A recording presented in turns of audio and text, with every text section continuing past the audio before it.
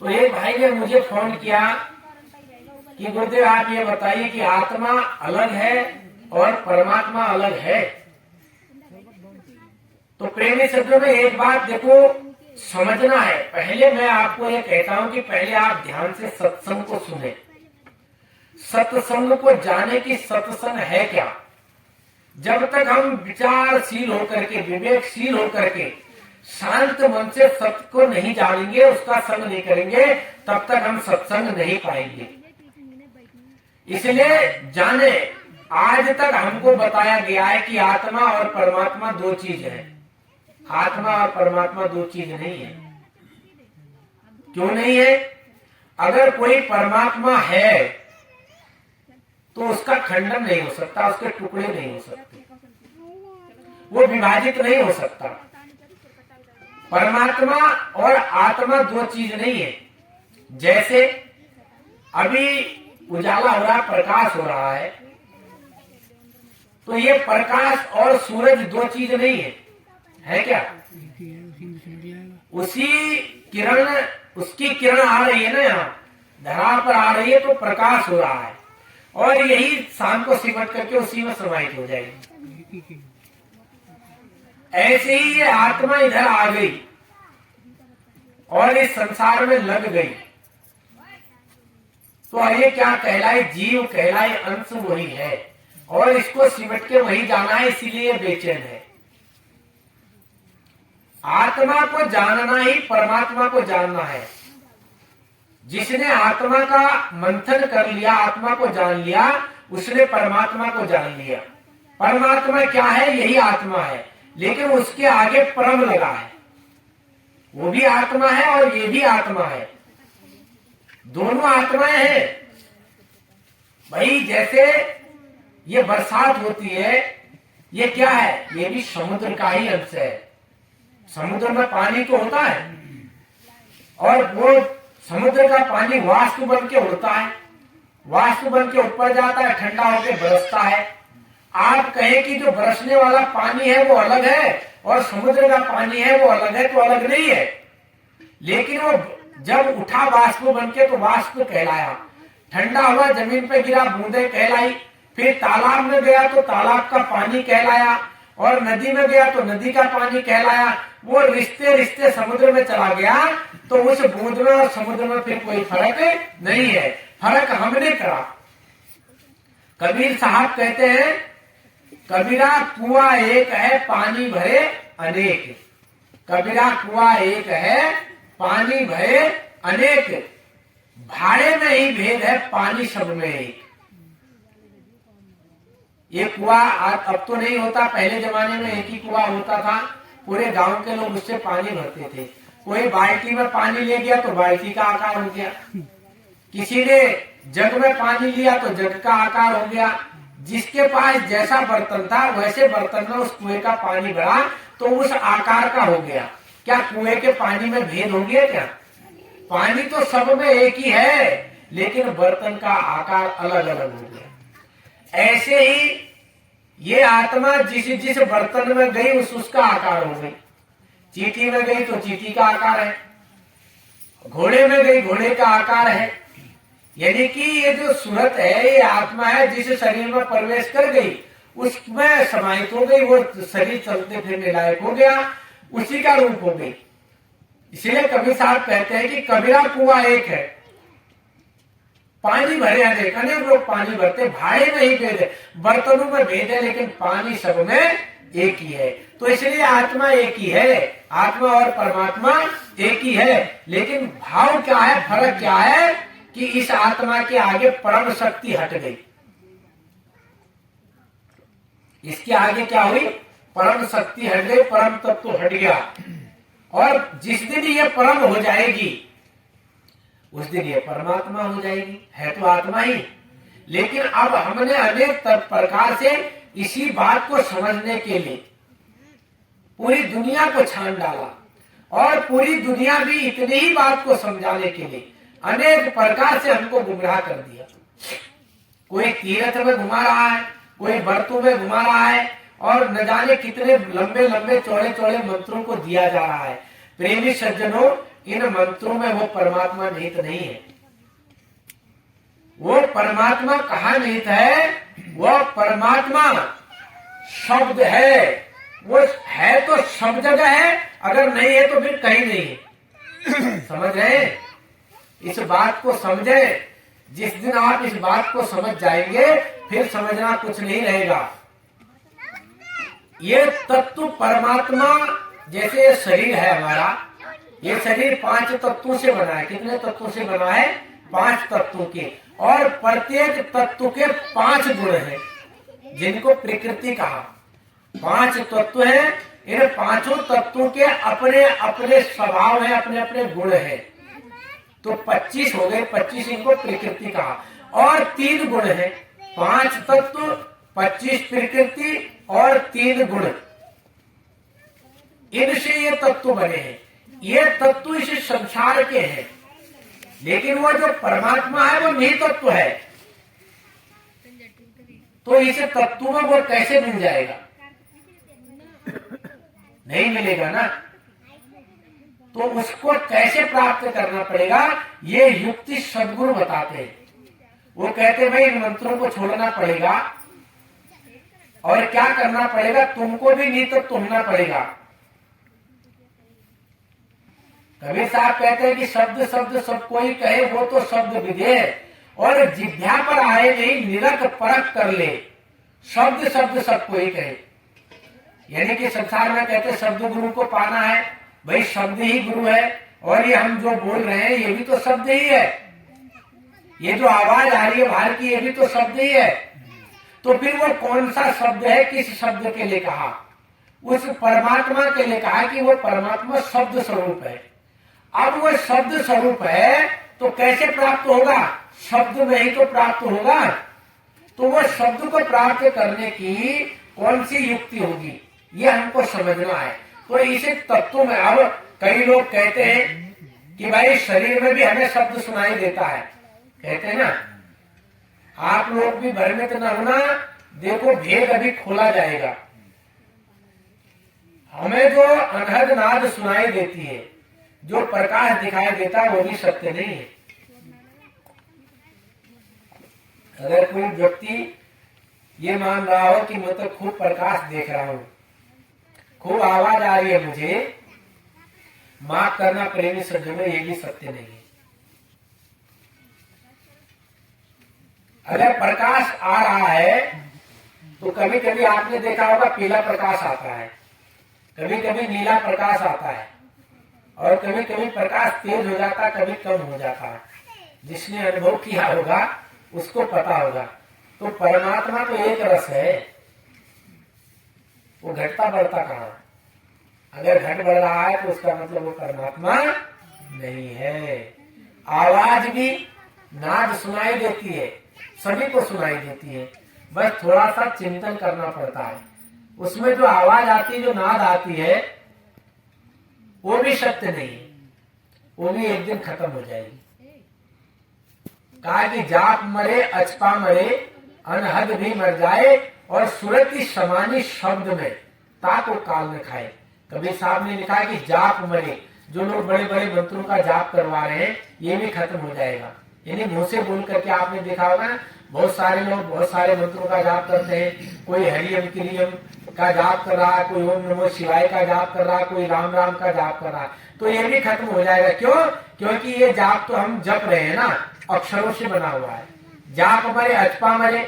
और कुछ जैसे हम भजन करते हैं, हम कहते हैं कि भाई मन से जपना है, तो ये मन से जप करके भी वो परमात्मा हमको मिलने वाला नहीं, ये भी खत्म हो जाएगा। जाप मरे अचपा मरे, अनहद भी मर जाए। अनहद माने आवाज, ऐसी आवाज। हत माने होता मारना, अनहत माने होता बिना मारे हुए जो आवाज पैदा हो रही है। अनहत का मतलब क्या होता? हत माने मारना, अनहत माने बिना मारे हुए जो आवाज हो रही है। जैसे ढोल नगाड़े को हम बजाते हैं तो वो कैसे बजता है? मारने से बजता है। लेकिन हमारे अंदर ये आवाजें स्वतः हो रही है, इसको मारने की जरूरत नहीं पड़ती, इसमें मारने की जरूरत नहीं पड़ती, ये आवाज अपने आप हो रही है। लेकिन इस आवाज को भी हम परम शक्ति समझ करके रोज सुने तो माफ करना, ये भी आवाज एक दिन खत्म हो जाएगी। क्योंकि ये भी तो बदलती है। क्यों सतपाल, ज्यादा भ्रमित ना होना, ये समझना है तो फिर वो परमात्मा है कैसा। क्योंकि ना आज तक हमको बताया गया न समझाया गया। जब हम धीरे धीरे इन चीजों को बताएंगे ना तो बड़े लोग भ्रमित नहीं होंगे। असल में सत्य कुछ और है, हम सत्य को जान नहीं पा रहे हैं। हम समझ बैठे हैं कि जो हमको प्राप्त हो गया है यही परमात्मा है, इससे आगे की भी अभी हमको यात्रा करनी है। ये तो अभी नीचे की पढ़ाई है, अभी हमको डिग्री नहीं मिलने वाले इस पढ़ाई से। अभी हम MBBS PhD वाले मास्टर या डॉक्टर नहीं बन पाएंगे, ये तो खत्म हो जाएगा। सारा खेल तो सूरत का है, शब्द का है। कबीर साहब कहते हैं कि सूरत समानी शब्द में, जिस दिन ये सूरत हमारी शब्द में समाहित हो जाएगी ना तो वो शब्द का ही रूप हो जाएगी। शब्द क्या है, समुद्र है, और सूरत क्या है, वो बूंद है। जिस दिन ये बूंद उस समुद्र में समा जाएगी तो फिर हम खोज नहीं कर पाएंगे। और इस खोज की युक्ति बताने के लिए हमको सदगुरु चाहिए, वो बता देता है कि भाई हमको वो परमात्मा कहाँ मिलेगा। तो ये बड़ा शोध करने का विषय है। आप लोग भजन अभ्यास कर रहे हैं, काफी दिनों से कर रहे हैं, लेकिन कोई ये पूछने वाला नहीं है कि शक्ति क्या है, क्योंकि हमको पहले बताया भी नहीं गया। इसलिए नहीं बताया गया, आपने सुना होगा श्री कृष्ण भगवान कहते हैं अर्जुन को कि हे अर्जुन, जो व्यक्ति गुणग्राही होगा उसको मेरी बात बताना, और जो इन गुणों का ग्रहण नहीं करेगा, गुणों को पकड़ने वाला नहीं होगा, सत्संग को समझने वाला नहीं होगा, तो उसके सामने सत्संग मत कहना, क्योंकि वो इस ज्ञान की अवहेलना करेगा। तो हमने कभी गुरुजी से पूछा नहीं कि गुरुजी ये बताओ कि गुरुजी ने किताब में स्वयं लिखा हुआ है, उसकी गति तो निराली है। आप इन किताबों का मंथन करें, पढ़ें, जो हमारे गुरुजी ने लिखा है उसमें लिखा हुआ है, उसकी गति तो अवगति है, जिसकी गति को कोई जान नहीं सकता, उसको लखना पड़ता है, उसका लखाव कराना होता है। अवगत अवगत कहने से वो परमात्मा मिलने वाला नहीं। अरे उसकी गति को जानो, उसका लखाव करो, तब हम उस परमात्मा को प्राप्त करने वाले बनेंगे। हमको पता ही नहीं है कि वो जो सूरत है, जो जीव है, उसकी बैठक है कहाँ, वो हमको मिलेगा कहाँ, पता ही नहीं है। अब जैसे मकान बनाया हमने, उसमें 10 कमरे बनाए, चारों तरफ बाउंड्री कराई, क्या चारों तरफ मकान के दरवाजे बना देते हैं क्या हम लोग? नहीं, मेन दरवाजा एक ही होता है ना, वहीं से हम प्रवेश करते हैं और वहीं से बाहर जाते हैं। तो ये शरीर भी तो मकान है। इसी शरीर में भी तो जहां सूरत डाली होगी, जिस रास्ते से आत्मा ने प्रवेश किया होगा, कोई जगह तो होगी, और जिस रास्ते से प्रवेश किया उसी रास्ते से तो जाएगा। समझ रहे ना आप बात? हमारे घर के मकान चारों तरफ से खुला नहीं बनाते हैं, मेन गेट एक ही होता है, वहीं से आते हैं और वहीं से जाते हैं। तो ये शरीर रूपी जो मकान है, इसमें भी सूरत को डाला गया होगा या रखा गया होगा, तो उसी रास्ते से रखा गया होगा ना, उसी रास्ते से जाएंगे भी। और वही रास्ता हमको मिल जाए, वहां पर हम ध्यान लगाने वाले हो जाए, वहां पर मन को शांत करके हम उस युक्ति से उसको खोजने वाले बन जाए, तो वो हमारे अंदर लखाव में भी आ जाएगा। और मैं एक बात और बताऊं आपको, जहां हम ध्यान लगाते हैं उससे परे वो वस्तु है। इस शरीर में जहां पर भी हम ध्यान लगाते हैं, जहां पर भी हम ध्यान लगाते हैं, वो गति उससे परे है। मास्टर जी समझिए, भेद से अभी आप लोग अज्ञान हैं, इसीलिए तो कई लोगों ने विरोध करना शुरू कर दिया। कई लोग कह रहे कि भैया जी मंच पर आप बैठने लगे, कई लोग कह रहे कि नहीं भैया जी ने परिवर्तन कर दिया। अरे भैया जी पहाड़ पर बैठ करके सत्संग करें, चाहे पाताल के नीचे बैठ के सत्संग करें, तुम्हारा विवेक है इसको पकड़ना। पहले आदमी बैलगाड़ी में चलता था, आज चाँद पर चल रहा है, मोटरसाइकिल से चल रहा, क्यों चल रहा? बैलगाड़ी पर चलो ना। विरोध करना आ रहा है, सत्य बात पकड़ना नहीं आ रही। सत्य को पकड़ो भाई, उसी में तुम उससे अवगत हो जाओगे, तब परमात्मा को प्राप्त करने वाले होगे। अरे गुरु की बात आप कहाँ मान रहे हैं? गुरु ने जो जो वचन बताए उस पर चलने वाले बनो। ऊपर बैठने नीचे बैठने से परमात्मा में भेद नहीं है, और गुरु का स्थान तो हमेशा ऊंचा होता है। ये तो बात है कि गुरु जी ने हमको अपने पास में बिठाया, लेकिन आपने गुरु को कहाँ बिठाया, कभी समझा इस बात को? लेकिन विरोध करना है। अरे ये तो गुरु की बलिहारी है, गुरु का प्रेम है, उसने हमको अपने पास बिठाया। अरे आपने गुरु को कहाँ बिठाया, कभी सोचा इस बात को? विरोध करना है, समझना ही नहीं है। सब घट मेरा साया सुनी सेज न कोई, सब घट के अंदर वो परमात्मा है, और जिस घट में प्रकट हो गया वो पूजनीय हो गया, और पूजनीय का स्थान हमेशा ऊंचा होता है। समझ रहे ना? ये हमारे मन की हुज्जत है।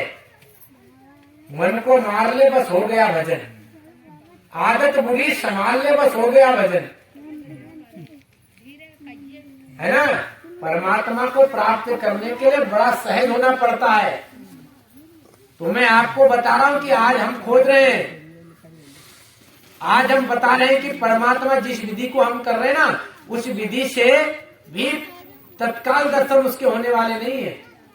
अभी तो सार भेद बताया नहीं गया है, अभी तो सार चीज समझाई नहीं गई है, अभी तो समझना बाकी है। समझा दिया जाएगा, बता दिया जाएगा कि ये जो सूरत है, जो आत्मा की बैठक है, वो है कहाँ पर। बस वहां पर सूरत लगा देनी है और बिल्कुल पल में लखाव हो जाएगा। कोई बताने वाला है? किसी ने पूछा है? आज हम ये भेद खोल रहे हैं, इसलिए खोल रहे हैं कि अभी तो न जाने हमें कितना परिवर्तन करना है, अभी बहुत परिवर्तन करना है। अभी तो कई लोग डामाडोल होंगे इसमें। कहा दिल भर से जो मिलना है, दिलदारी बने रहना, सहने को हर की आफतें तैयारी बने रहना। जल जाए लाख घर भी, चल जाए उस पहल भी, कट जाए चाहे सर भी, सरदारी बने रहना, सहने को हर की आफतें तैयारी बने रहना। कहा दिलबर से जो मिलना है तो दिलदार बने रहना, और सहने को हर एक आफत तैयार बने रहना। हर एक आफत आएगी। अभी जब हम परिवर्तन करेंगे, रहस्यों को बताना शुरू करेंगे, तो बड़ी आफत आएगी। यहाँ हमारे ही लोग हमारा विरोध करना शुरू कर देंगे। आप देखना बहुत जल्दी ऐसा होगा। कहा कि जल जाए लाख घर भी, चल जाए उस पहल भी, कट जाए चाहे सर भी, सरदार बने रहना, सरदार बने रहना, है ना? जितने कच्चे लोग होंगे वो सब जड़ जाएंगे। और आने वाला समय मैं बता रहा हूँ बहुत भयंकर होगा। तो इसलिए बिल्कुल उस बात को आप मान लो, सत्य मान लो। एक एक करके सबको बता दिया जाएगा कि वो सत्य क्या है, लेकिन उस लायक बनो तो सही। सहजता प्रकट करो। बहुत शिकायतें आती है, भैया भजन नहीं बनता है। वो हमें पता है क्यों नहीं बनता है ना? लेकिन ऐसा नहीं, बाप की दौलत तो आप ही लोगों के लिए है, लेकिन सुपात्र तो बनो, अच्छे लड़के तो बनो, वो एक दिन तुमको दे जाएगा। जितने उसके शिष्य हो बराबर बराबर बांट जाएगा। क्यों? बाप की संपत्ति बेटों में बराबर ही बराबर बांटी जाती है ना। वो संपत्ति है, ये ज्ञान है, ये बांटी नहीं जाएगी। जैसा होगा वैसा सबको दे दिया जाएगा और सबको मिलेगा भी। संसार की संपत्ति तो बाप बराबर बांटता है, लेकिन ये एक ऐसी संपत्ति है, ये सबको एक समान दी जाएगी और एक समान ही सबको प्राप्त होगा। बस लेने वाला सुपात्र हो। समझ रहे ना? तो इसलिए दिलदार बने रहना, सहने को हर एक आफत तैयार बने रहना। तो देखो, समझना है, बात को समझना है, इसीलिए तो सत्संग होता है। आज हमको घुमा दिया है दुनिया में। कोई कह रहा गुरु करना है, कोई कह रहा गुरु नहीं करना है, कोई कह रहा है ऐसे कर्म कांड करने, अरे भाई कुछ नहीं करना है। बिना गुरु के तो दुनिया में किसी को ज्ञान नहीं मिला। संसार का ज्ञान प्राप्त करने के लिए भी हमको गुरु करना पड़ेगा, फिर तो ये परमार्थ का मार्ग है भाई। आज गुरु गोविंद साहब का विवाह की चर्चा है, बसंत पंचमी है। अब हम गुरु गोविंद सिंह को मानने वाले लोग क्या कर रहे हैं?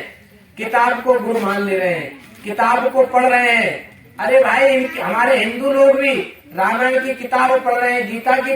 जितने भी संत महापुरुष हैं या जितने भी परमार्थी मार्ग पर चलने वाले हैं, जितना भी भजन अभ्यास करने वाले लोग हैं, अगर वो केवल किताब को गुरु मान के, किताब को पढ़ करके ज्ञान हासिल कर लेते तो दुनिया में सबको ज्ञान हो गया होता आज। समझ रहे ना? अरे जब गुरु शरीर में आकर के शिष्य को बताना शुरू करते हैं, जीव को बताना शुरू करते हैं, तो वो उसका लखाव भी कराते, उस भेद को बताते भी हैं। और जब वो भेद जान जाते तो हमको कुछ जानना शेष नहीं रहता। लेकिन किताब हमको क्या बताएगी? किताब में तो केवल हम पढ़ लेंगे ना। जैसे किताब में लिखा हो कि हनुमान जी द्रोणांचल पर्वत पर गए, वहां से संजीवनी बूटी लाए और वो लक्ष्मण को पिलाए, वो जीवित हो गए। तो किताब में संजीवनी बूटी भी नहीं है और द्रोणांचल पर्वत भी नहीं है क्या? अगर किताब में है तो निकालो, फिर सभी लोग अमर हो जाएंगे उसको खा के, सभी लोग निरोग हो जाएंगे। अरे भाई वो कहाँ मिलेगा? वो भेदी गुरु को साथ में लेना पड़ेगा। भाई द्रोणांचल पर्वत दिखा दो और उस बूटी की पहचान करा दो, तो वो गुरु द्रोणांचल पर्वत पर ले भी जाएगा और उस बूटी को दिखा भी देगा, तब हम उसको प्राप्त करने वाले होंगे। लेकिन आज हम उस किताब को पढ़ रहे हैं, हनुमान ने ऐसा किया, राम ने ऐसा किया, सीता ने ऐसा किया, कृष्ण ने ऐसा किया। अरे भाई तुमने क्या किया? इसको पढ़ पढ़ करके तुमने तो इसको पढ़ करके इसको लाल कपड़े में लपेट दिया, इसमें माथा टेक दिया, इसी को गुरु मान लिया और हो गई भक्ति। तो ये सत्य जानो, सत्य को समझो। आज हमारा संसार इसीलिए तो भ्रमित है। इतने गुरु हैं जितने चेले नहीं है। बेचारे चेला भ्रमित है कि गुरु किसको बनाए, क्या करे? बांध दिया ना ऐसे बंधनों में, ऐसी ऐसी बातें कर करके इन किताबों में, इन बातों में ऐसा उलझा दिया, हमको हम समझ ही नहीं पा रहे हैं। हम दुनिया के ज्ञान को ही सत्य समझ रहे हैं। अरे भाई सत्य दुनिया में नहीं, सत्य तुम्हारे अंदर है, उसको खोजना पड़ेगा। खोजी जब साथ में लेगा मिलेगा। लेकिन आज हम जान ही नहीं रहे, आज हम समझ ही नहीं रहे। वो प्रकट होगा इसी शरीर से। उस विधि को जानने वाला, बताने वाला हमको संत चाहिए। लेकिन आज हमको क्या करना है? अपने आप को शांत नहीं करना है, मन की इच्छाओं को खत्म नहीं करना है। राजा जनक की सभी लोग कहानी सुना देते हैं। राजा जनक को परमार्थ का मार्ग सूझा, उनने कहा मुझे भाई भगवान की भक्ति करनी है। तो लेकिन ने कहा कि मैं भगवान को उतने देर में उसका ज्ञान प्राप्त कर लूं जितने देर में मैं घोड़े पर बैठ जाऊं। तो सारे देश के राजाओं, ज्ञानियों को बुलाया गया, विद्वानों को बुलाया गया। बोला भाई ऐसा है, मुझे घोड़े पर बैठने तक ज्ञान हो जाना चाहिए। जितनी देर घोड़े पर बैठने में लगती है उतनी देर में ज्ञान हो जाना चाहिए। और आप लोग विद्वान हैं, अब कौन बताए? सब विद्वान कहने लगे भाई परमात्मा ऐसी चीज छोड़ना कि घोट के पिला दिए जाए। तो पूरी सभा बैठी थी, किसी को पता ही नहीं था कि भाई ज्ञान कैसे कराएं। तो अष्टावक्र जी आए। अष्टावक्र 8 जगह से टेढ़े थे। वक्र माने टेढ़ा, अष्ट माने 8 जगह से जिसका शरीर टेढ़ा हो वो बेचारा कैसे चलता होगा? वो सांप से भी ज्यादा विकट तरीके से चलता होगा ना। अब अष्टावक्र जी आए तो उन्होंने कहा भाई मैं सत्य का ज्ञान कराऊंगा। बोले तो महाराज बैठिए। राजा जनक ने सत्कार करके बिठाया तो वो सभा जो थी विद्वानों की हंसने लगी अष्टावक्र के शरीर को देख करके। तो अष्टावक्र जी ने कहा हे राजन, आपने तो यहाँ चमड़कारों की सभा बिठा रखी है। बोला ये चमड़े की पहचान करने वाले तुम्हें आत्मा का क्या ज्ञान कराएंगे? ये तो सब चमड़े की पहचान करने वाले हैं। मेरा चमड़ा देख के, मेरा मांस देख के हंस रहे हैं। आप इनसे ज्ञान की आशाएं रखते हैं। बोला ये तो सब चमड़कार लोग हैं, चमड़े की पहचान करते हैं। तो उन्होंने कहा भगवान क्या आप ज्ञान करा सकते हैं? बोला हम जरूर करा सकते हैं। तो बोला ये बताओ ज्ञान देने वाला बड़ा है कि ज्ञान लेने वाला बड़ा? हमने कहा महाराज ज्ञान देने वाला बड़ा। तो बोले तुम तो सिंहासन पर बैठे हो। तो राजा जनक को पता चल गया कि भाई मुझे नीचे उतरना चाहिए। वो झट से नीचे उतरे तो अष्टावक्र ने कहा जाओ पीछे जूते चप्पलों में बैठ जाओ। आज हमें मान पाना चाहते हैं, आज हम बड़ाई पाना चाहते हैं, तो परमात्मा बड़ाई में भी नहीं है, परमात्मा मान में भी नहीं है। वरना प्रधानमंत्री को कितना सम्मान मिलता है, कितनी मान बढ़ाई है उनकी, उनको परमात्मा मिल जाता। तो अष्टावक्र ने राजा जनक को जूते चप्पल पर बिठा दिया और उनसे कहा कि भाई राजा जनक अगर आपको ज्ञान लेना है तो 3 चीजें मुझे दान करनी पड़ेगी। उन्होंने कहा महाराज दान किया। उन्होंने कहा संकल्प दो। तो उन्होंने संकल्प लिया। पहले आपने देखा होगा संकल्प करा लेते थे, और पहले का जो युग था अगर जो कह दिया सो करना है। इसीलिए तो राम ने कहा प्राण जाए पर वचन न जाए। प्राण भले ही चले जाए लेकिन वचन नहीं जाने चाहिए। लेकिन आज हमारी क्या गति है? आज देख लो परमात्मा के मार्ग में अगर हमारे अंदर जो भाव गुरु के प्रति समर्पण का आ गया तो वो समझ लो आपने गुरु को दे दिया, आप उसके कर्जदार हो गए। वरना राजा हरिश्चंद्र ने सपने में दान किया था, वो दिन में क्यों दान कर देते? लेकिन आज हम कितना समर्पण कर रहे हैं। आज हम गुरु को कह करके भी जाते हैं तो उसके बाद भी समर्पण नहीं होता है। तो राजा जनक को कहा कि भाई 3 चीजें तुम्हें दान करनी। बोला दिया महाराज। बोला संकल्प लो। संकल्प लिया। बोला पहले ये जो मन है तुम्हारा ये आदि से तुम्हारा नहीं, ये मुझे दे दो।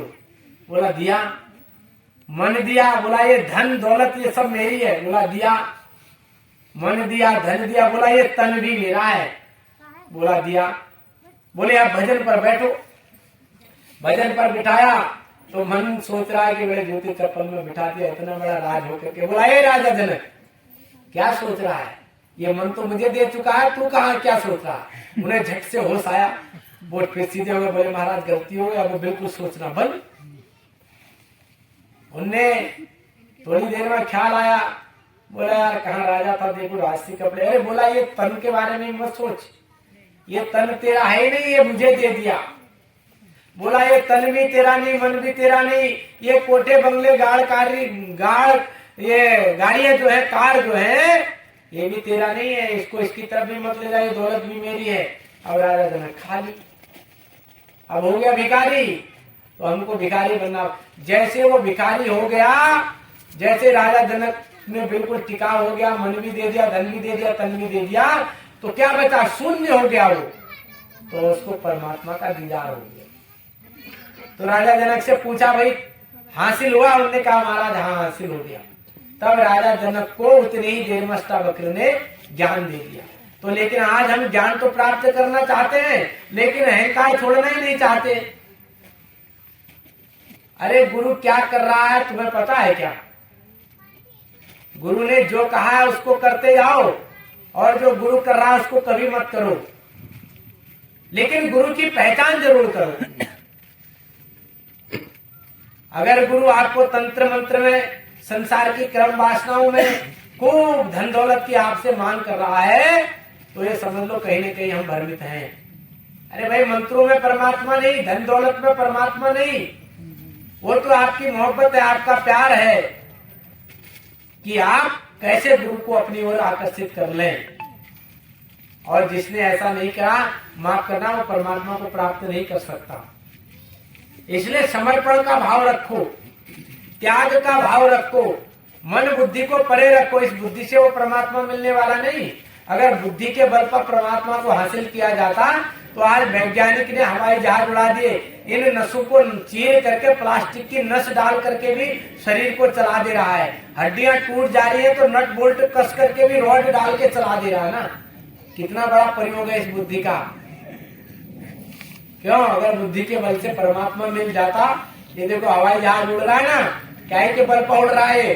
बुद्धि के बल पर उड़ रहा है। फिर ये परमात्मा मिल जाता। तो इसलिए हमको ये समझना पड़ेगा इस बात को। जो चीजें बताई गई है उस पर ध्यान मग्न होकर के अपने आप को शून्य करो। पहले शून्य मतलब खाली,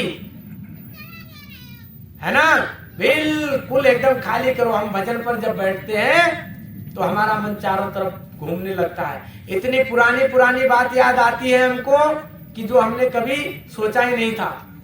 भजन पर बैठते सारी दुनिया की चीजें याद आने लगेंगी, है ना, और हम झट से उठ बैठते हैं।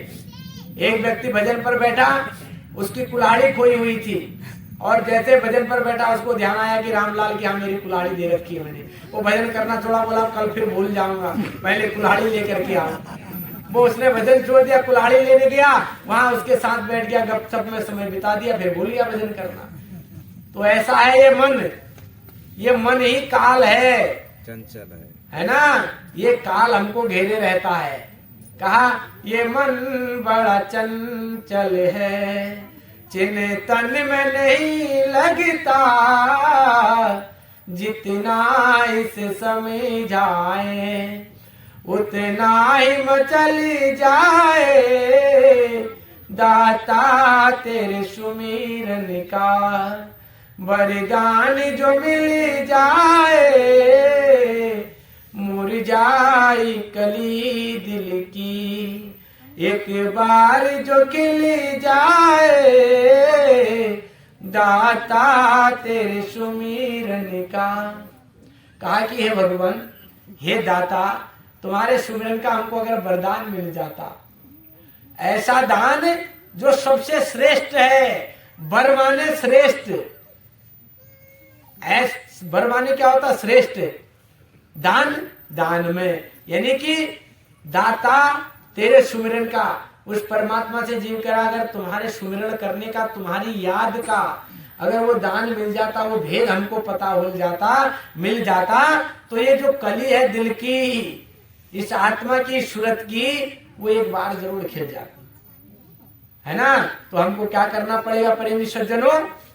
उस परमात्मा को पाने के लिए हमको खाली करना पड़ेगा इस शरीर को, क्योंकि एक म्यान में दो तलवारें जा सकती है क्या? नहीं जा सकती।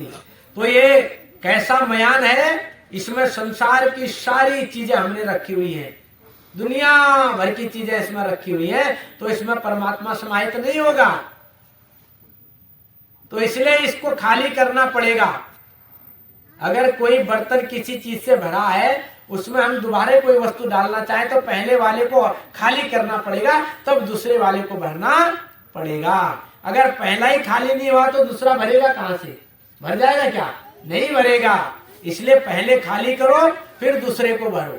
पहले संसार को खाली करो, तब परमात्मा का रास्ता साफ होगा। तुलसी साहब कहते, दिल का हुजरा साफ कर जाना के आने के लिए, ध्यान गैरों का उठा उसको बिठाने के लिए। कहा कि दिल का हुजरा साफ करो। हुजरा माने कोठी, कोठा, यानी कि इस दिल के कोठे को साफ करो। क्यों? जाना के आने के लिए। जाना कहते परमात्मा को, सदगुरु को, उर्दू शब्द है। क्यों? कि कहा कि जब तक ये मन खाली नहीं होगा तो इसमें परमात्मा को बैठाने के लिए हमारे पास फिर कुछ नहीं होगा। दिल का हुजरा साफ कर जाना के आने के लिए, ध्यान गैरों का उठा। गैर क्या है? ये संसार के ख्यालात, संसार की पूजा पाठ, संसार की भक्ति, ये तमाम प्रकार के जो हम क्रियाक्रम इस संसार में कर रहे हैं, इससे हमको परमात्मा मिलने वाला नहीं।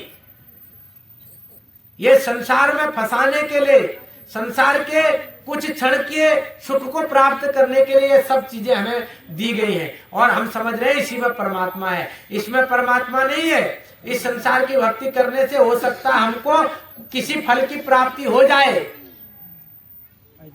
लेकिन हम समझे कि इस आत्मा का परमात्मा से मिलान हो जाए। माफ करना प्रेमी सज्जनों, संसार की भक्ति करने से परमात्मा का मिलाप होने वाला नहीं है। इसलिए परमात्मा से मिलना चाहते हो तो परमात्मा की भक्ति करो। वो भक्ति कैसे होगी? वो सदगुरु बताते हैं। वो संत के पास जाओगे, संत जब उसको समझाएंगे तब हम परमात्मा की भक्ति करने वाले बनेंगे। इन किताबों को गुरु मान के, इस संसार को गुरु मान के, इस संसार के नीची भक्तियां करवाने वाले, हवन योग करवाने वाले, ओम को जपने वाले, सोहम के जपने वाले, बैरागी, त्यागी, सन्यासी, राम राम को कहने वाले ये मनुष्य वैकुंठ धाम के वासी तो बन सकते हैं, लेकिन आवागमन का मार्ग नहीं छूट सकता। प्रेमी सज्जनों, हो सकता है इनको कोई सुख की प्राप्ति हो जाए, लेकिन आप चाहो कि संसार में मरण जन्म का ये सिलसिला खत्म हो जाए इस आत्मा का, तो नहीं होगा। इसलिए हमको इस बात को बड़ा समझने का विषय है। बड़े ध्यान से हम इस बात को अपने जीवन में उतारें और अधिक से अधिक सत्संग को सुने, तब हमारा जीवन उद्धार होगा, तब हमारा कल्याण होगा। लेकिन हम समझ नहीं रहे, आज हम भक्ति करने वाले नहीं हैं। हम क्या कर रहे हैं? संसार में उलझे हुए हैं और संसार की भक्ति करने में लगे हुए हैं। तो इसलिए प्रेमी सज्जनों, हमको सद्भक्ति करनी है, हमको सतमार्ग पर चलना है और सतमार्ग पर चल करके हमको उस परमपिता परमात्मा का दीदार करना है। और जब संत महापुरुष संसार में आते हैं तो वो जनाते हैं, बताते हैं कि भाई ऐसे ऐसे करके भक्ति करो। वो कह रहे हैं कि राम नाम के हीरे मोती मैं बिखराऊं गली गली, अरे ले लो रे कोई राम का प्यारा, आवाज लगाऊं गली गली, लेकिन लेने वाला कोई नहीं है। कहा कि ये जो सांसें है ना हमारी, ये बड़े गिन गिन करके मिली है। कहता हूँ कहे जात हूँ, कबीर साहब कह रहे हैं, कहता हूँ कहे जात हूँ, कहे बजाऊं ढोल, और श्वासा खाली जात है तेरे तीन लोग का मोल। ये जो श्वास है ना, ये तीनों लोगों का मोल भी अगर दे दिया जाए तब भी हमको सांस फिर मिलने वाली नहीं है। इसलिए सांसें हमको गिन गिन करके मिली है। इसलिए इन सांसों को परमात्मा के भजन सुमिरन में लगाओ, है ना। और जब तक हम इन सांसों को परमात्मा के भजन सुमिरन में नहीं लगाएंगे, एक दिन ये सांसें छूट जाएंगी, खत्म हो जाएंगी। और जब ये सांसें खत्म हो जाएंगी, हम फिर रुपये पैसों से दोबारा सांस नहीं खरीद सकते। खरीद सकते हैं क्या भैया? नहीं खरीद सकते। तो इसीलिए हमको सद्भक्ति करनी है, परमात्मा का भजन करना है, अभ्यास करना है।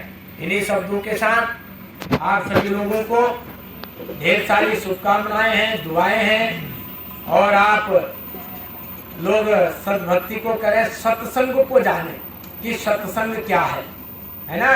वरना इस संसार में भक्ति करते ही ले जाओगे, एक दिन काल का झपेड़ा पड़ेगा और सांस निकल जाएगी, आप चले जाओगे, कहोगे अभी तो अच्छा खासा चलता फिरता था, देखो मौत की खबर आ गई, है ना।